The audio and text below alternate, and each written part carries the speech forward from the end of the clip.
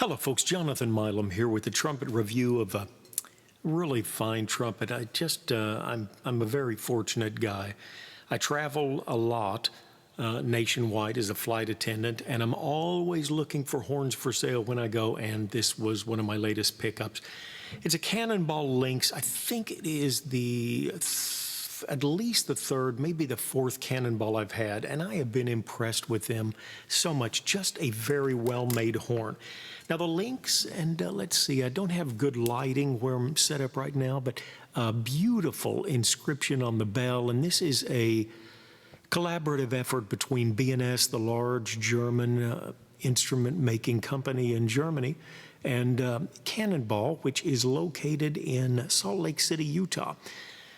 I had a 739 horn of theirs, picked up probably last summer, something like that. Very impressive. And of course, in a nutshell, 0.459 bore, so it's like the medium-large Strad. They do make what they call a heavy mouthpiece receiver. I like that. I really have always felt the more weight and strength you have in your lead pipe and receiver, the more it conveys towards a quality sound. But another thing that they've done on this is since it's a lead horn, they're working to make it light. They say the bell is, well, that's a pretty lively bell. They say the bell is a lighter material or a lighter gauge than their standard. Not noticeably so. A lot of lead horns, I can feel the bell giving when I work it with my fingers. It's not that thin, but I'll take their word for it. No doubt it is a little thinner. It certainly does carry well. But they worked on the bracing. You can see here it's really just hollow bracing. Metal strips. Then they've got the same thing, see if we can get that visible right here, to connect the lead pipe and the bell, and also on the main tuning slide. Very nice, little lightweight material there. Monel valves, or Monel I used to call it. I've heard it pronounced Monel. What else was I going to say? Third valve slide stop. Nice compression. And that's the first and third valves. Good horn, good horn. It was owned by a high school student, and if you look closely here, you can see just a little repair right around the outer part of the bell. Oh, I see it here and also here. Otherwise, this horn looks perfect. I cannot remember seeing a horn that was so clean in this area. None of the slides are dinged. A tiny little ping right here, and it is a tiny little thing. In fact, I don't think the bell things would even show hardly on a good picture.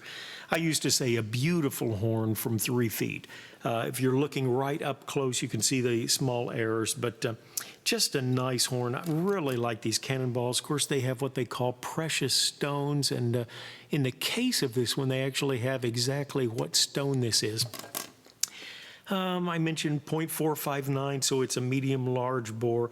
The bell is 4.8 inches, so again, quite Bach-like, and I really like that. I used to think I wanted as big a bell as I could, but honestly, for a good sound, I think a 4.75, 4.8, a little smaller than 5 is good, to my way of thinking. You get a little larger than that with a huge mouthpiece, it's a plus, but not too much more. Okay, I'm going to do 4 mouthpieces with this. We're going to start off. This is the biggest mouthpiece that I've ever used for a trumpet. It is a Reeves, I think it's an 11 drill.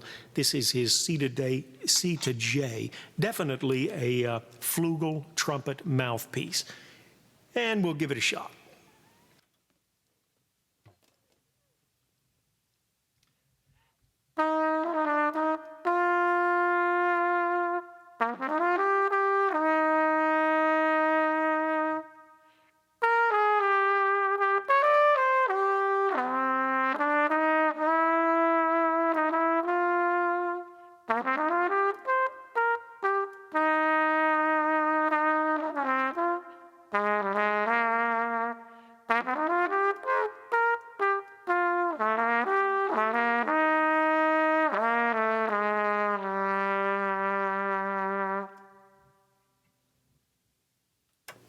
The C2J is really a masterful mouthpiece. Kudos to Bob Reeves for putting that out. And I'm working my way up to tighter mouthpieces, but I'm going to take another one now. It's one of the smaller trumpet flugels that I've got. It's got a throat of about 24. This is a TATF, Trent Austin's trumpet flugel. Very modest piece. I remember when he came out with this, he said, this is what you use when you're getting the hand from the conductor. And nice tone, definitely a little darker than usual because it is a deep V, but you can still light it up when you want to.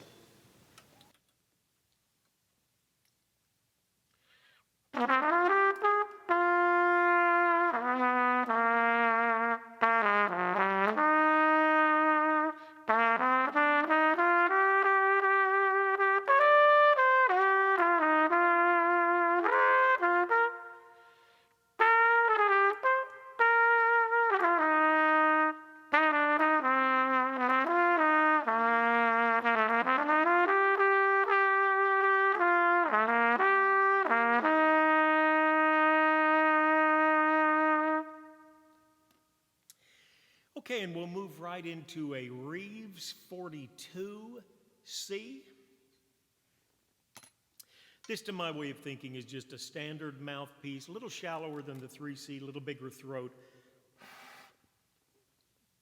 Should be your standard sound, but with the Lynx.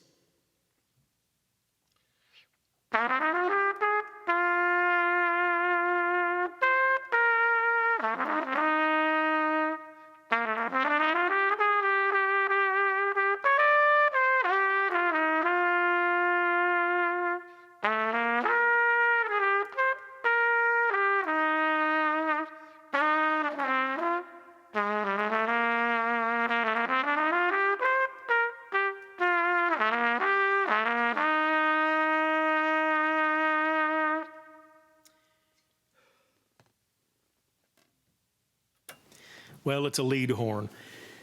And if you want to know what it sounds like with lead mouthpieces, I just used this horn to show 4 lead mouthpieces, and this is definitely one of them. This is Schilke 13A4A. I used a Jet Tone custom model B, a Reeves 42 shallow V, and a Patrick CR5ZM in a video just a few minutes ago, actually.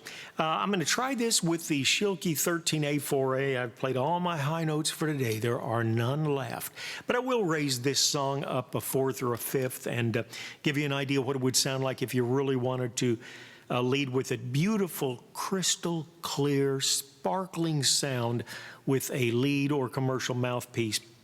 And if you want to see more of that, you can check the 4 lead mouthpieces video that I put out just a few minutes ago.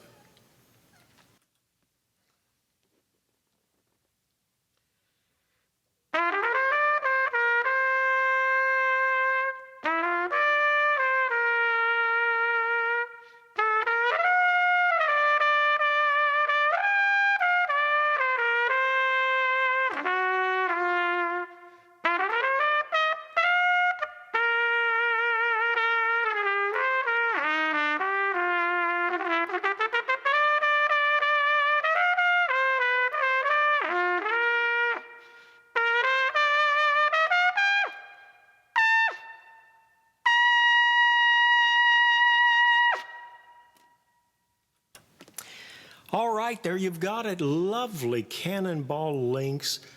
Sadly, this horn is for sale at the moment. If you're looking at this in a few months, I don't think I'll have it any longer.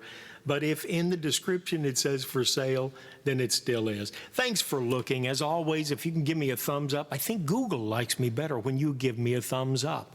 And if you want to subscribe, I'm closing in on 4,000 followers. Thankful for every one of them. And the opportunity to share trumpet info. If you've got some info about the Cannonball people, they make a great saxophone. In fact, they're much better known for saxophones than they are trumpets. But I'm extremely impressed with the Cannonball Lynx that I'm holding in my hands right now. Great trumpet. Frankly, you don't need to be a lead player to have this. I've always felt it was easier to color the tone of a thinner belled horn than it is to color it if it's a very, very thick piece. You heard this with the Trumpet Flugel mouthpiece, the Reeves C2J. I think that's a gorgeous tone. And with Trent Austin's TF mouthpiece as well, the 42C by Reeves, and of course with the Schilke also. Thanks for tuning in as always. Appreciate the thumbs up. Hang in there. We'll be back with vids when we get a chance. Until then, stay well and have fun.